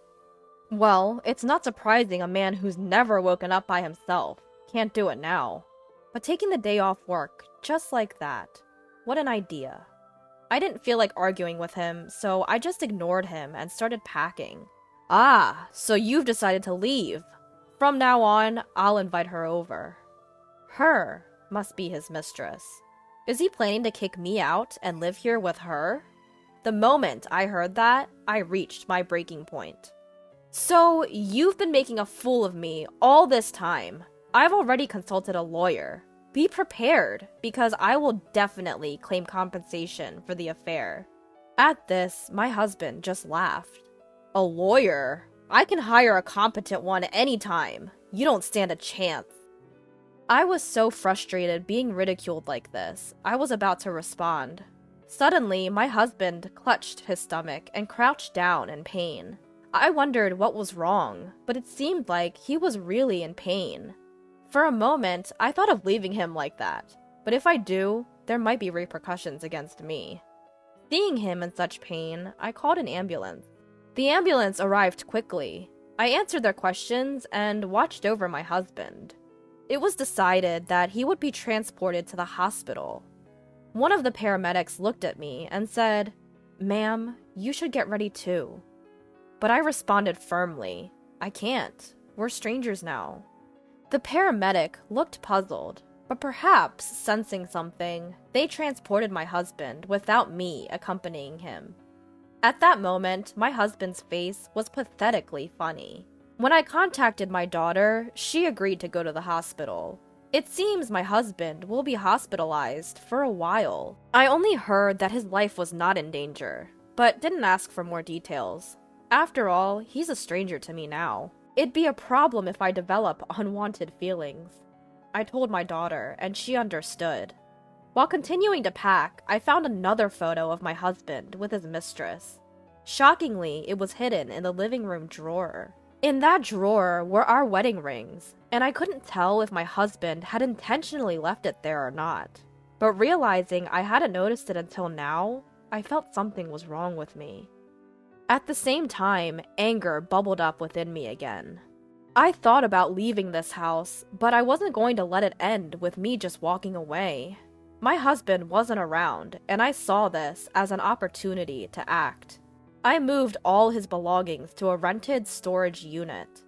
Half a month later, when I started living in a new apartment and finished my work for the day, I found my phone filled with missed calls from my husband. As I was about to drop my phone in surprise, another call came through. I reluctantly pressed the answer button. "Hey, where are you right now? Why can't I get into the house?" My husband's voice echoed. It seemed he had been discharged from the hospital and had returned home. I laughed. "Congratulations on your discharge. That's no longer your home, so why don't you go to your mistress's place?" "What do you mean?" he shouted, but I didn't back down. "I sold the house. You seem to be mistaken, but the house was in my name. I can do whatever I want with my belongings, and it's none of your business. Besides, I've graduated from being your housekeeper. We're already divorced, so do whatever you please. Divorce? He must have forgotten about signing the divorce papers half a month ago. Or maybe he thought I wouldn't really go through with it. He seemed bewildered, but I hung up. Later, I claimed damages through a lawyer from both my ex-husband and his mistress. My ex-husband had boasted he could easily hire a competent lawyer, but given the evidence and duration of the affair, no lawyer was willing to take a losing case. Thus, I was able to secure a significant sum of money. From what my daughter heard from my ex-husband, his affair was apparently well known within his company, which made sense considering the reactions I got when I called his workplace. In reality, he wasn't on business trips, but vacationing with his mistress. But once the divorce was finalized, my ex-husband became the butt of jokes at his office for being left by his wife and having his house sold off. Apparently, he felt quite uncomfortable. His colleagues and subordinates were heartless. Furthermore, when he went to his mistress's place and she was also asked to pay damages, she complained that this wasn't what she signed up for and left him. How could she say such a thing after getting involved with a married man? My daughter, unable to forgive her father's infidelity, cut off all contact with him afterwards, so I don't know what happened to him. Given his high pride, he might not be able to stand being laughed at work and might have quit the job. He might have moved back to his hometown, which is far away from here. I thought I was powerless, but once housework became my job, I realized the time I'd spent wasn't wasted, and now I'm living a fulfilling life. Here you go. What my husband handed me was unmistakably divorce papers. It was so sudden that my mind couldn't catch up. The voice I managed to squeeze out was trembling noticeably. Well, why? We've never even mentioned divorce before. Isn't it obvious? Because you're infertile. In the end, we divorced. I was forced to take all the blame and end the relationship unwillingly. However, the tragedy of my husband was to come several years later. My name is Michelle. I'm 27 years old. I married Jake, who's the same age as me, and we're in our 3rd year of marriage. Jake and I were classmates in college, and we've been dating since then. After graduating from college, we went through the unfamiliarity of working life and eventually got married. We've always been more like best friends than a couple. It may not be as romantic as the typical couple, but this relationship where we could talk about anything with complete honesty was comfortable for me. We've had arguments at times, but our marital relationship has been good. I thought we were going to live happily forever. Until one day, in our 2nd year of marriage, Jake came home looking grumpy. Hey, Michelle, aren't you pregnant yet? Huh? Why this sudden question? My mom asked why we don't have kids yet after being married for 2 years. That again? We talked about this, that children are a gift, remember? That might be true, but it's been 2 years already, right? It's honestly stressing me out to be constantly nagged by my mom. What am I supposed to do about that? Ever since we got married, my mother-in-law has been saying that she wants to see her grandchild soon. It's nice that she's looking forward to a grandchild. And if I could, I'd love to do that for her as soon as possible. But no matter how much time passed, we just weren't being blessed with a child. From my perspective, we've only been married for 2 years, but from my mother-in-law and Jake's point of view, it's already been 2 years. Recently, every time I see my mother-in-law, I'm reminded about children, and sometimes Jake even brings it up. Pregnancy is an issue between the couple. Yet my husband and my mother-in-law would blame me as if it was my fault. Because of this, our intimate moments have decreased, and we've been arguing more than before. This can't go on. I decided to express my feelings clearly. Jake, I don't think we need to rush this. What? Why are you so casual about it? With a disgusted look, my husband responded to my words. Do I have to keep hearing the nagging from my mom forever? That's why we should tell your mom. that we should leave it to nature. If she could understand that, we wouldn't be having a hard time. Just try a little harder, please. What? What does that mean? It sounded as if I wasn't trying hard enough. What does try harder mean anyway? Is it such a bad thing that we haven't been blessed after 2 years of marriage? I couldn't understand my husband's perspective, and I was about to yell at him, but I didn't want to escalate the situation. I swallowed my anger, but my husband added fuel to the fire. You know, I've been thinking for a while now. Michelle, are you infertile? What? What are you talking about? Isn't it obvious? Isn't it strange that we haven't had any children? How does that make me the problem? It could be both of us, or it could be you, Jake. What? Why me? It's usually the woman's problem when a couple can't have kids, right? What? Are you serious? His unbelievable statement left me more stunned than angry. Please stop with the stereotypes. We're only 27, you know. We're not in a hurry. But my mom says she wants to see her grandchild soon, so we can't help it. Why do we have to cater to your mom's wishes? Look, just go get a fertility test or something, okay? My husband dropped the topic one-sidedly and locked himself in his room. Left alone, tears welled up in my eyes from all the anger and sadness. What on earth? How can he say such things so casually? As if it's all my fault when this is an issue between us. He could easily tell his mother straight out. From that day, our relationship as a couple deteriorated rapidly. I did as he told and had a fertility test, but it turns out I don't have any issues. Even when I shared this, his attitude didn't change at all. If anything, he's become even colder since it was confirmed that there's no problem on my end. Even when we're called to his parents' house together, I'm the only one who gets blamed. Michelle, I heard the story from Jake. His mother yells at me, mercilessly.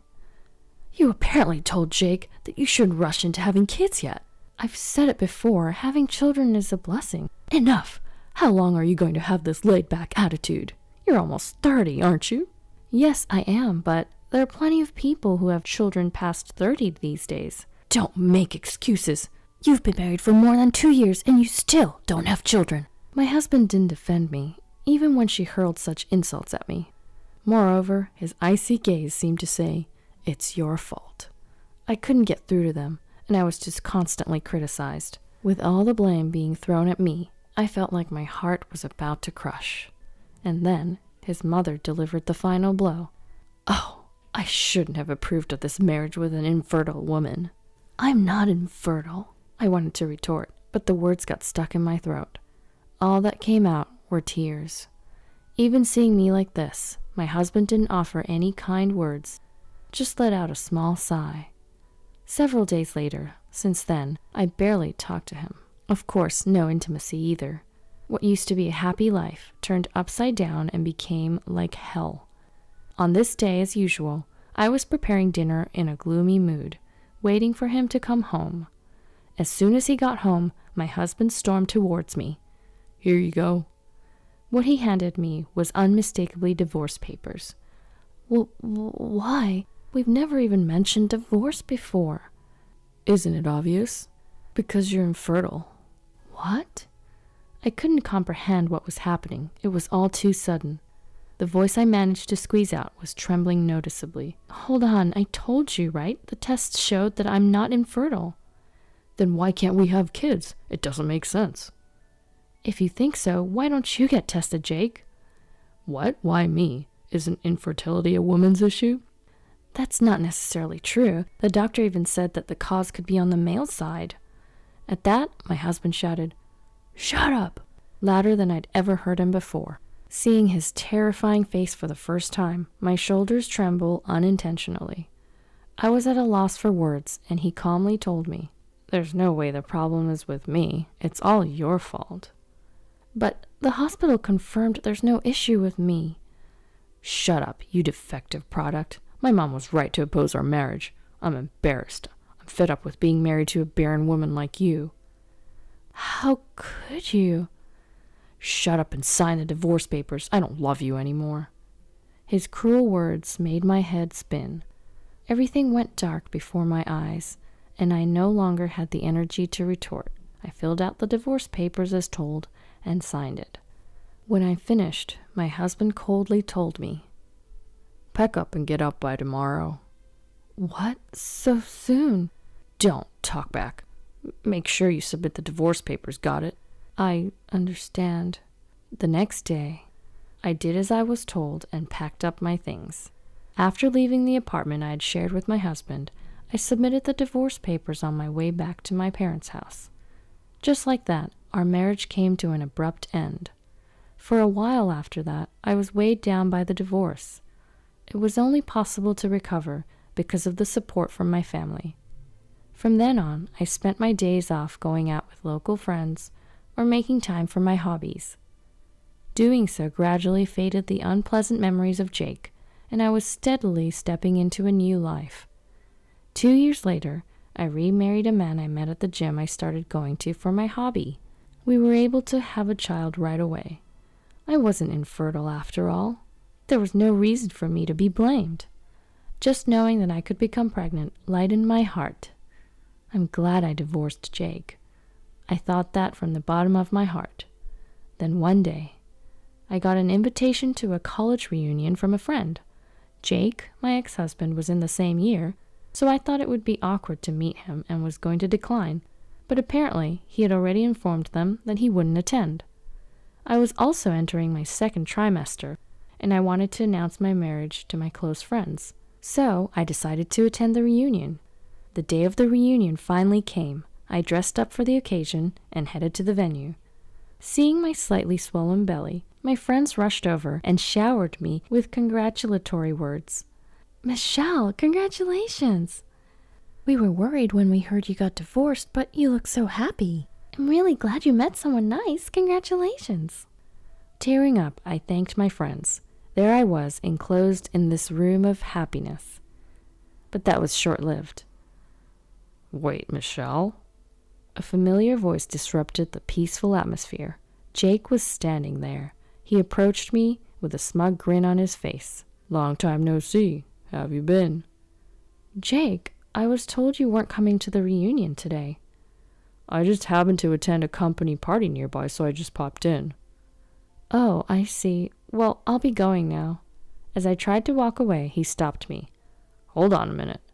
The next moment, he said something that made my ears burn. "Hey, Michelle, you've put on some weight, haven't you?" "Excuse me?" "Whoa, you've gotten fat. I guess you won't be remarrying anyone." He looked me up and down, laughing at me in a demeaning way. In that moment, the tiny bit of feelings I had left towards him instantly turned into hate. Seeing me tremble in anger, my ex-husband mistakenly thought he'd won. Taking advantage of my silence, he started hurling insults at me. "Your belly is too big. You're a terrible woman." He's the terrible human being. I firmly told Jake, "This is a baby bump. I'm pregnant." At that remark, my ex-husband looked dumbfounded. He was likely unable to understand the situation, so I explained carefully. "Did you hear me? This isn't fat. There's a baby inside." What? What are you saying? There's no way." "Why not?" "Huh? Why are you so certain it's impossible?" Despite my harsh tone, Jake stammered.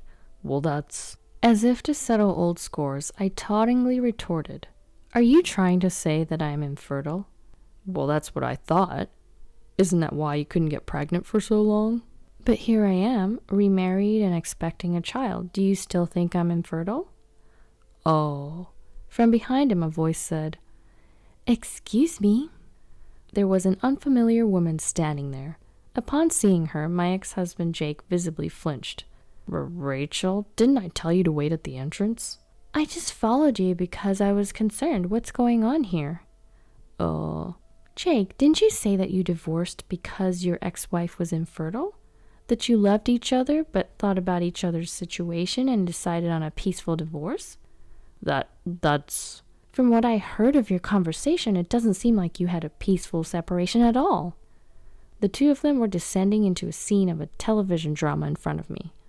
It appeared that this woman named Rachel was Jake's current girlfriend. Upon noticing how I was, Rachel opened her mouth with an apologetic expression. I'm sorry for the sudden interruption. I'm Rachel. You're Michelle, right? The ex-wife? Yes, that's correct, but I heard from Jake that your infertility was the reason for your divorce, but that's not true, is it? And the part about a peaceful divorce? Well, that's a downright lie. After all, he arbitrarily decided that I was infertile and abruptly pushed the idea of divorce onto me. I thought so. It seemed that Rachel had been fed a convenient lie by Jake. She seemed to feel a certain degree of anger at the truth that had come from my mouth. Jake desperately began making excuses, trying to regain her trust. Even at this point, he was still just a man trying to save his own skin. No, Rachel, really, it was a peaceful divorce. That doesn't make sense, does it? Michelle said she was abruptly pushed into a divorce. But that's because she... But Michelle's pregnant now, isn't she? That's... I hope it isn't so, but you're not the cause of the infertility, are you, Jake? What? As she continued her questioning, Jake's face gradually turned pale. He probably never imagined that he might be blamed for the infertility. With that, my ex-husband Jake was totally dispirited. Still pale, he crumbled onto his knees right there. Voices of condemnation could be heard from the classmates who had witnessed the whole incident. Jake really messed up blaming his infertility on his wife. That's just nuts. Making Michelle the villain, that's low. That guy's done as a man. Besides, apparently he's a total mama's boy. Ew, seriously? So creepy. Unable to bear the chilly atmosphere, Jake ran off in tears. According to the rumors I heard later, Jake and Rachel ended their engagement right after that. He desperately tried to hold on to her, but it seemed Rachel wouldn't have it. Rachel couldn't forgive him, not just for lying, but for blaming me for the infertility. Although Jake was adamant that he had done nothing wrong, medical tests revealed that he was the one with fertility issues. Although it wasn't impossible for him to have a child, the verdict was nearly impossible under the current circumstances. Upon hearing the diagnosis, his mother disowned Jake in a rage, even though she adored her son. Well, she did want a grandchild so much, so it's understandable. And so their mother-son relationship reached its worst end. Both Jake and my former mother-in-law only thought about themselves, and this was the result. They brought it upon themselves, and they got what they deserved. Well, it's none of my business anymore. I couldn't care less about what fate befalls them. On the other hand, I recently gave birth to my first child without any issues.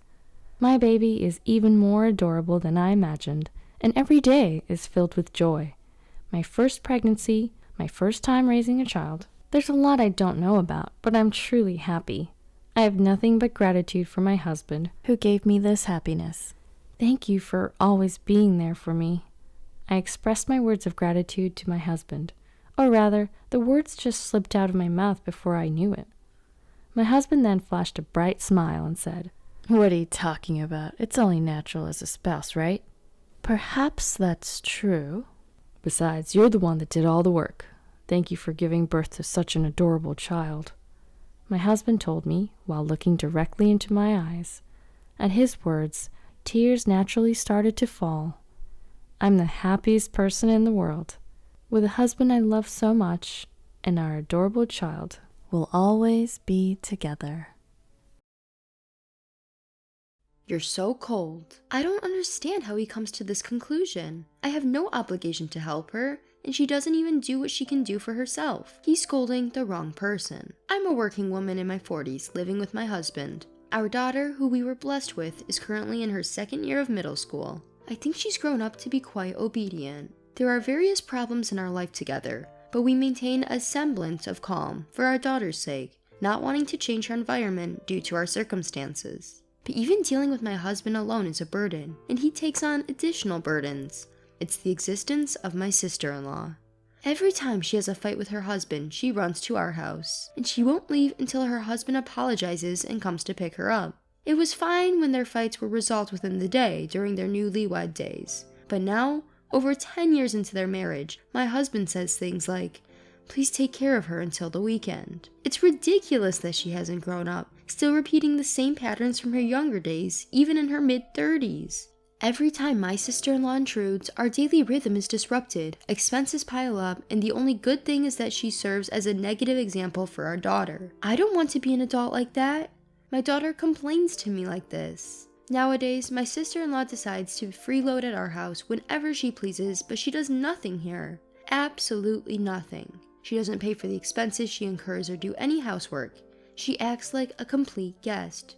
What's for my lunch? She asks as if it's only natural when I'm about to leave for work. I wonder why she thinks it's natural for her meal to be prepared. I try not to shout or speak firmly. You're not a child, so prepare your own food. If you use the ingredients in the refrigerator, pay for them properly. It's a nuisance to always be fed for free. Of course, my audacious sister-in-law, who never thinks of doing anything herself, won't obediently say, "Understood." She rolls her eyes and starts yelling. What's with the attitude? I'll tell my brother. Just to be clear, she's in her mid-30s. She's married but has no children, yet she's become completely dependent on others. The person she relies on is hopeless too. When my husband receives a complaint from my sister-in-law, he says, "Why don't you just buy her some pastries or something?" So I calmly push back. "Why don't you buy them yourself, with your own allowance?" My husband grimaces and says, "You're so cold." It's just ridiculous. As I mentioned earlier, my sister-in-law doesn't help with housework, so when her stay becomes longer, she puts her dirty underwear in the laundry basket as if it's only natural. Of course, she never asked. She thinks it's only natural for me to do it and for her to have it done. I think it's only natural that I don't do it, so I say harshly, "Wash your own underwear. I'm not your mother and this isn't your house. Besides, you're an adult, or rather, a respectable middle-aged woman, so take care of yourself." My sister-in-law resists this and eventually tattles to my husband. She has no intention of resolving the issue herself. Washing her underwear with the rest isn't a big deal, right? My husband seems to want to impress his sister and say things that miss the point. It's not a matter of time and effort. The problem is that the sister-in-law is in the house, and that she and my husband think it's natural. I become annoyed and say, "Why don't you just have her wash her own underwear in the bathroom? She's not a child." When I say this dismissively, my husband replies, "You're cold-hearted." Dealing with him is truly tiresome. As if I wasn't already fed up with this husband, he brings the problematic sister-in-law into our home and tries to ruin our family. I don't understand what's so cold-hearted. I'm just stating the obvious. An adult woman who would be too embarrassed to have someone else wash her underwear. Even our daughter has started taking care of herself. She washes her own underwear because she doesn't want it mixed with her dad's. As I throw a cold stare at my husband and tell him this, he falls silent. My husband tries to scold me, but always ends up being talked down to. And since he never admonishes his sister-in-law, her attitude only gets worse. One Sunday, when my daughter was sitting on the sofa watching TV, my sister-in-law, who had once again been arguing with my husband, said roughly, "Move, you're in the way." And with that, she swung her leg and kicked my daughter's arm as if to push her away. It was probably for some trivial reason, like wanting to lie down on the sofa. Up until now, I had been letting her get away with just ignoring her. But when she not only spoke out, but used violence against my daughter, I could not forgive her. I stepped in between the two of them to protect my daughter and yelled at my sister-in-law. "What are you doing? It's already insane to barge into someone's house for trivial reasons and act like this is your own place. But to use violence against the child of that house is beyond madness. I have no obligation to let a criminal who hurts my family stay in the house. Get out right now." I had been holding back until now. I had built up a lot of resentment, not just towards my sister-in-law, but also towards my husband's actions. I exploded more than I had imagined. My sister-in-law seemed surprised by my outburst and was speechless for a while. Still, her anger gradually surfaced and she started to open her mouth. But my husband, who heard the commotion, came in and said, come on. So she sulked and sat down in a dining chair. My husband tried to calm me down, but the root cause was him pampering his sister, so there was no way I could be appeased. I thought it would be best to make it clear in front of the sister-in-law at this point, so I said with determination, "I'm not joking. I'm fed up with having our lives ruined by your sister. It's not good for our daughter's education to have someone like her in the house. Send her back to her house right away and don't let her come here again." But my foolish husband seemed to take the situation lightly and replied nonchalantly, "Don't exaggerate. If you just tell our daughter to be careful, there won't be a problem, right?" I was at my limit and said while glaring at him, "What are you talking about? I've thought this for a while, but aren't you too lenient with your sister? Is she holding some kind of leverage over you?" My husband didn't like my attitude and pushed me away, saying, "What kind of way is that to talk to your husband?" He pushes me away. I hadn't expected my husband to be violent, and he put a lot of force into it, so I couldn't withstand it. Flew back into the decorative shelf, and a heavy clock fell on my shoulder, causing intense pain. My daughter screamed and rushed to me, but my husband didn't seem to care, and said, "If you learn from this, you should reflect," and left the living room. My sister-in-law was smirking while watching the scene. I can't take it anymore. I can't expect any reasonable thoughts from my husband. It's not just about my sister-in-law. My husband can't hold down a job. When things get a little tough, he quits and looks for another job. His current job is part-time and pays less than a college graduate's starting salary. He couldn't even pay off his college loans, so I've been covering for him after making him sign a promissory note. I'm the one supporting our life now, and doing all the housework. Despite that, my husband doesn't appreciate it and has this arrogant attitude. He doesn't understand his place at all. If he can't understand it, I have to make him understand, right? I decided to divorce him and use this injury as leverage by getting a medical certificate from the hospital. I felt bad for my daughter, but when I talked to her about it, she agreed and said she would come with me after the divorce. There's no reason to hesitate now. I prepared the divorce papers and confronted my husband. He panicked and said, "Calm down, we have a daughter.